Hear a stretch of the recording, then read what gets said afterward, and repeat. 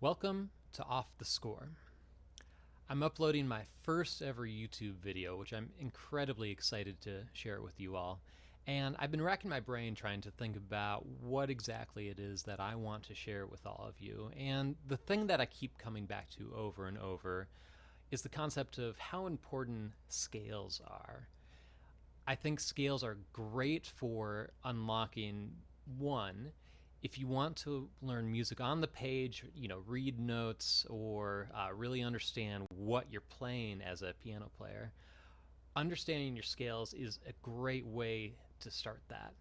But more importantly for this channel, scales are a great way to understand how to improvise and how to compose and how to listen to a song and to play it back by ear, which is one of the things I really want to explore in the future. So if you follow this channel, I'm going to go more in depth about all the ways that scales can help you understand that. So keep an eye out for that in the future. But for today, we're just going to do that thing that every piano teacher wants their students to be able to understand is, how do you play a major scale and how do you play all 12 major scales? So I'm going to show you the process I use with my students. I'm going to show you using the circle fifths, which I think is a very good way of understanding the order of sharps and flats, and it pieces it together in a way that just playing a random scale might not. So we're going to start with the C major scale. Now, what makes a major scale a major scale? It's really just the order of whole steps and half steps. And a whole step being there's one note in between, versus a half step, they're right next to each other. So this would be a half step, this would be a whole step because there's one white key in between. So every major scale is going to be whole, whole, half, whole, whole, whole, half, starting from your starting note. So starting at C, whole, whole, half, whole, whole, whole, half. Whole, whole, half, whole, whole, whole, half. Whole, whole, half, whole, whole, whole, half. If you want a silly way to remember it, just remember that little chant. So we'll do it one more time. Whole, whole, half, whole, whole, whole, half. Now, watch the fingering. You're going to notice that my thumb is going to come under after the third finger, the middle finger, and it's going to come to the F and then go all the way up, and then you can come back down. If you want to do 2 octaves, you actually would do 1, 2, 3, 1, 2, 3, 4, 1, 2, 3, 1, 2, 3, 4, 1, 2, 3, 1, 2, 3, 4. When you want to come back down, you can end on 5 and then come back the other way. 4, 3, 2, 1, 3, 2, 1, 4, 3, 2, 1, 3, 2, 1, 4, 3, 2, 1, 3, 2, 1. And you'll notice that with every octave, your fourth finger is only playing once, whereas your thumb, your second and third finger, they are all playing 2 different notes. So if you can remember which note your fourth finger is playing, it actually makes it easier to remember that fingering, I think, because beginners, when they're starting, they are just kind of using whatever fingering makes sense to them, and keeping the fingering consistent is going to help you build that muscle memory a lot faster. It's worthwhile, and that's a whole nother topic for a whole nother video. So C major, pretty easy. You can figure that out pretty well. And let's go up a fifth to G. So a fifth, second, third, fourth, fifth is the general rule we're going to be following. It's a little more complicated than that for reasons we're going to run into in a little bit, but for now we can think about it that way, and we'll talk about it when we get to it. So we are now entering the land of sharps.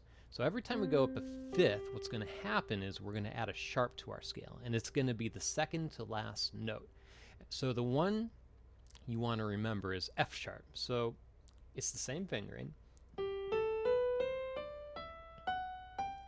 1, 2, 3, 1, 2, 3, 4, 5, and at the end, right before we get back to G, we're going to make that note our F sharp. That's the half step before our final note.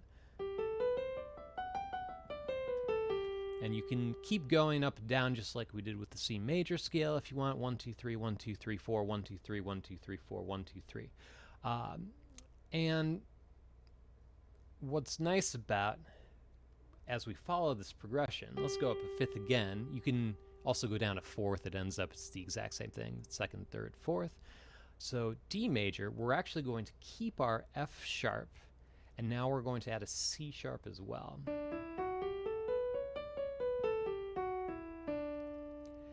All right, and if we go up a fifth again to A, we're going to keep our F sharp, C sharp, and we're going to add a G sharp. And you'll notice that I said F sharp first instead of the C sharp, F sharp, G sharp, like it appears in the order of when we do the A major scale. And the reason why we do that is because the order of sharps, whenever you see it, for example, on the page, or whenever you see a key signature, if you have one sharp, it's F sharp. And every single key signature with sharps beyond that will also start, or it will have the F sharp and it will add other sharps as well. So if you can remember it in order, when you see 3 sharps, you just immediately know F sharp, C sharp, G sharp. Or if you have 5, F sharp, C sharp, G sharp, D sharp, A sharp, right? This is the way that the system is going to make sense. And by going through the circle of fifths system, you're actually going to get practice in going through each of the iterations of it, starting with F sharp and then F sharp, C sharp. Because if you see some sharps, F sharp's probably the most common one. You're going to see that more than the other ones. So spend a little bit of extra time really learning that that is there, that is what you're going to be dealing with. So A major. Remember, we have 3 sharps now. By the way, I'm moving pretty quickly through some of these. If I'm moving too fast for you, pause the video, take your time. You can always come back, watch again later if you want to understand the system first. And at the very end, I'm just going to go through all 12 keys once really quick, just to show you how it all comes together in the end when you use the system. But take your time, do what you need. You could skip ahead if this part's too easy, but let's finish out the sharps. So up a fifth or down fourth, again, same thing. Let's do E major. So we keep F sharp, C sharp, G sharp, added D sharp now. And one more. We're going to go up a fifth or down fourth to B major. Now, at this point, F sharp, C sharp, G sharp, D sharp, A sharp, you're going to be seeing all 5 sharps. It's almost easier to say, okay, we have 2 white keys. Let's just remember B and E for this scale. And it's a lot less to remember than all 5 sharps. From a practical standpoint, you still want to learn all 5 sharps in order. And we'll talk about some tricks to remember those 5 sharps. But let's play our B major scale first. And what's nice about the scales with sharps in it up until this point is it's the same fingering every single time. 1, 2, 3, 1, 2, 3, 4, 5. Which is great. It means you don't really have to figure out other types of fingerings. Let's talk about ways to remember what the order of sharps are. So one of the tricks we used is the newest sharp's going to add towards the end of the scale. And with this B major, for example, that A sharp is right before the end, which is great. Visually, it also is kind of interesting because if you have 1 sharp, 2 sharps, 3 sharps, 4 sharps, 5 sharps, and then later we're going to see 6 sharps. It creates this visually interesting pattern that you can remember. And when we get to flats, it's actually just going to go the opposite way.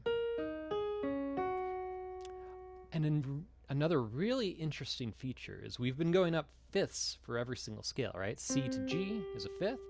G to D is a fifth. C to G, G has 1 sharp, D has 2 sharps, A has 3 sharps, E has 4 sharps. I don't know if you can see this high. Yeah, you can. B has 5 sharps. So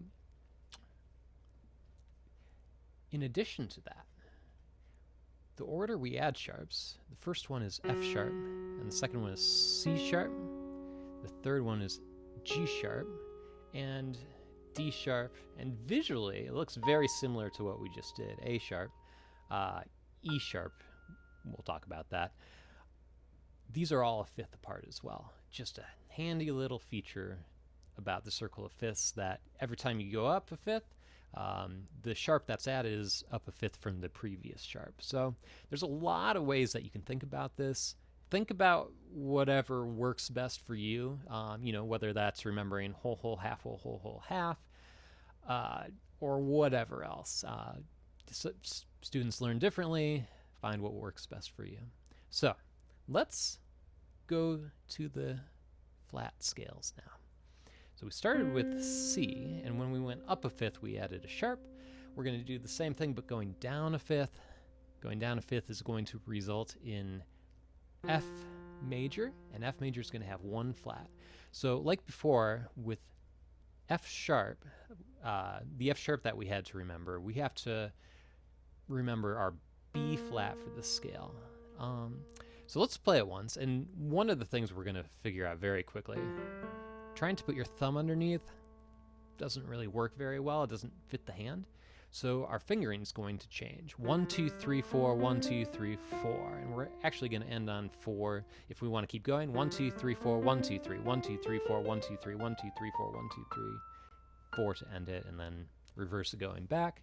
You'll notice that it's the same system of your fourth finger only lands on one note in every scale. And we're focusing on the right hand. And one of the handiest tricks to remember with all the scales with flats in it is that your fourth finger is going to land on B flat basically every time. The only exception is if you end the F major scale, it happens to also do F, but that's you're not repeating it up and down over, doing multiple octaves, I should say. So fourth finger on B flat, it's going to be handy for every scale that we're going to see moving forward. One thing that a lot of beginners do, they do it without even thinking about it, and it's because they get so used to that F sharp from the scales with sharps in them that you just want to automatically do it. So it's important that you keep the scales that use sharps separate from the scales that use flats, because they're two different things. Luckily, those are the only two systems, so that if you can keep those two straight in your head, you got it. All right. Now, let's keep going with our circle of fifths for the keys with flats in them. And we have a very interesting thing coming up where if you go down a fifth using the kind of informal system of second, third, fourth, fifth, we get that. And this actually is a problem because, one, our previous scale had B flat, so we don't want B and B flat. And two, you notice that that doesn't really sound like a fifth either. And that's because it's not a fifth. So the more accurate system that we use, and you don't need to remember this necessarily for this particular video, but instead of second, third, fourth, fifth, the more advanced version of that is minor second, major second, minor third, and major third, perfect fourth, tritone, perfect fifth. So what you should know is that this is not a fifth. This is the same as this interval, which is a tritone. And if you look, there are 1, 2, 3, 4, 5, 6 notes in between for C and G, or in another way of thinking about it, 1, 2, 3, 4, 5, 6, 7 notes away. And this one, you see only 1, 2, 3, 4, 5, or 1, 2, 3, 4, 5, 6 notes away. So this is our fifth. And you really need to only remember two exceptions because fifths are either white to white, black to black, white to white, black to black, so on, for almost all the intervals except for two. And that is B flat to F and B to F sharp. So remember those two sets of intervals. That's when it goes black to white or white to black. Otherwise, visually, it's a little bit easier. So B flat major. All right, we said earlier that we want our fourth finger on B flat, and this is a no exception for this scale. We do want our fourth finger on B flat. 4, and we're going to do 1, 2, 3, 1, 2, 3, 4. Now, in the sharps, it was the second to last note that was a half step away. That we would add the new sharp, that second to last note. So in G major, F sharp would be our new sharp. Here, it's our fourth note, so it's in a different spot this time. 4, 1, 2, 3, 1, 2, 3, 4, and if we wanted to keep going, 1, 2, 3, 1, 2, 3, 4, 1, 2, 3, 1, 2, 3, 4. This is why we start with 4, 1 instead of like 2, 1, because if you wanted to keep going down, you would want your fourth finger there, and we want to build muscle memory, we want to keep it consistent. It's just going to make it slightly faster to learn and conceptualize. So B flat major, there you go. And also notice that anytime I switch to the white keys, the thumb leads the way. So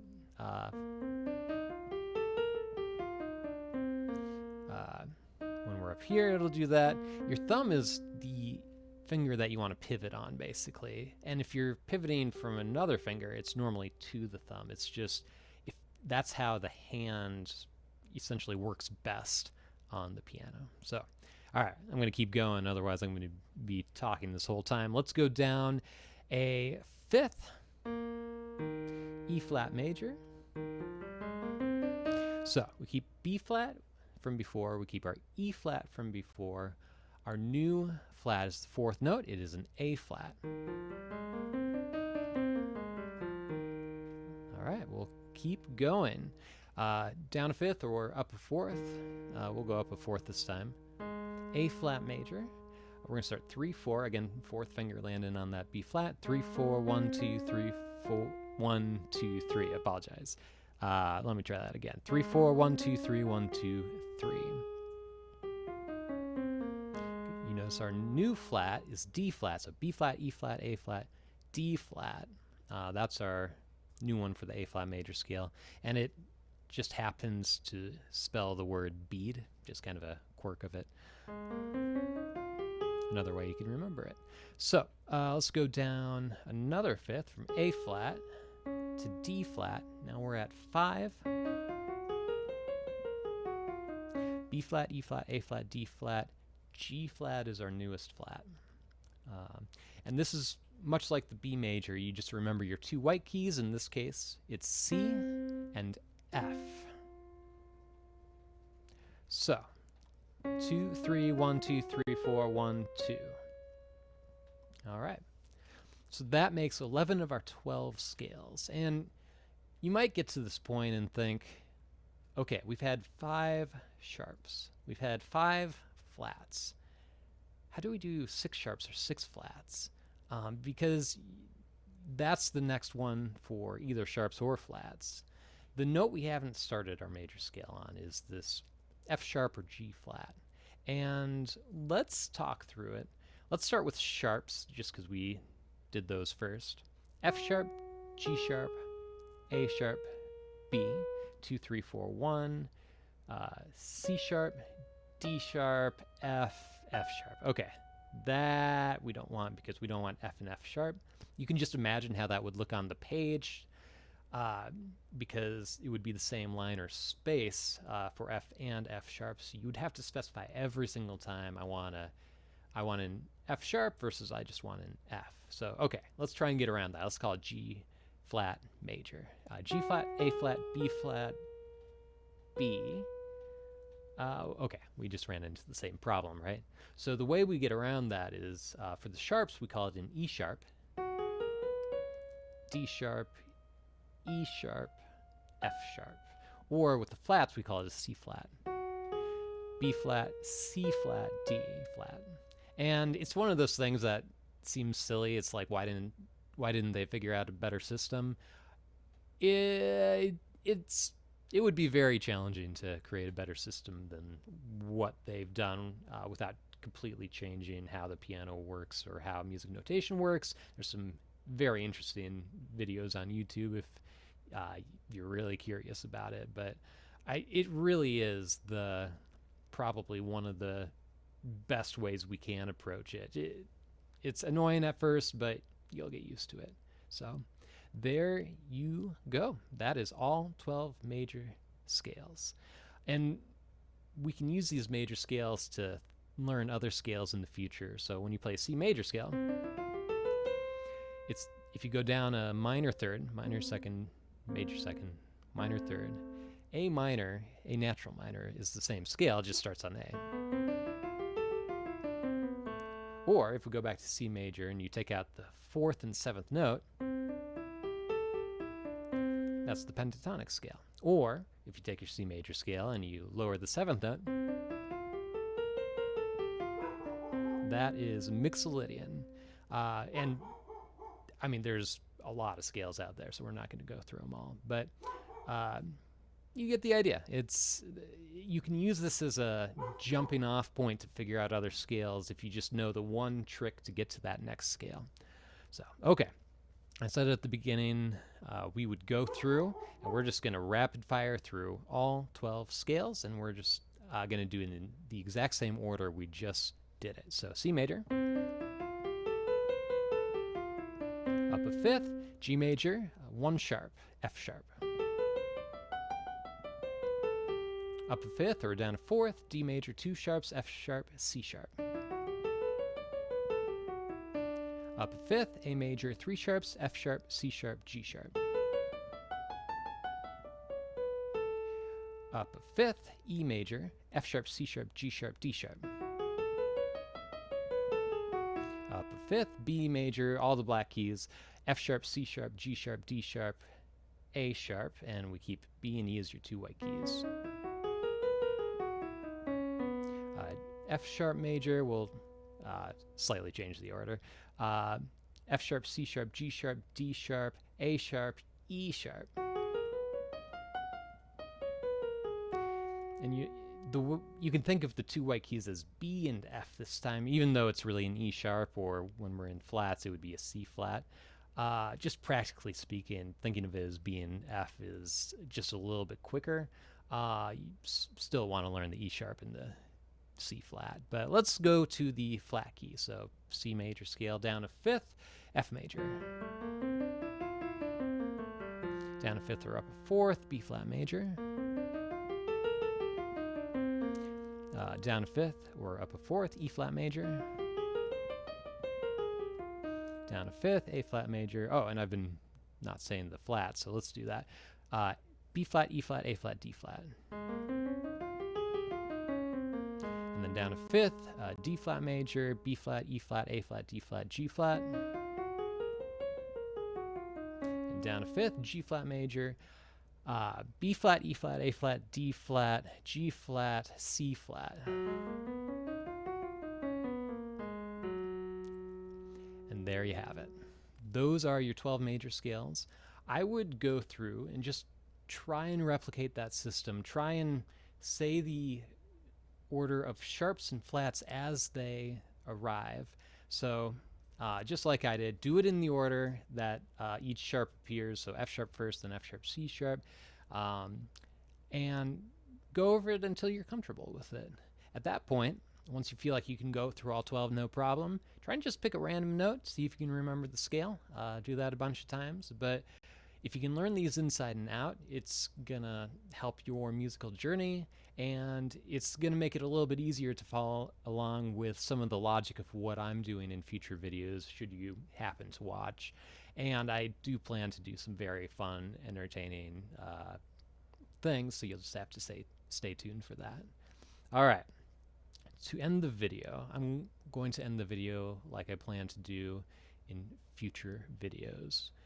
And for me, this is something I hope my students really take to heart, and it is, progress takes time. Keep going.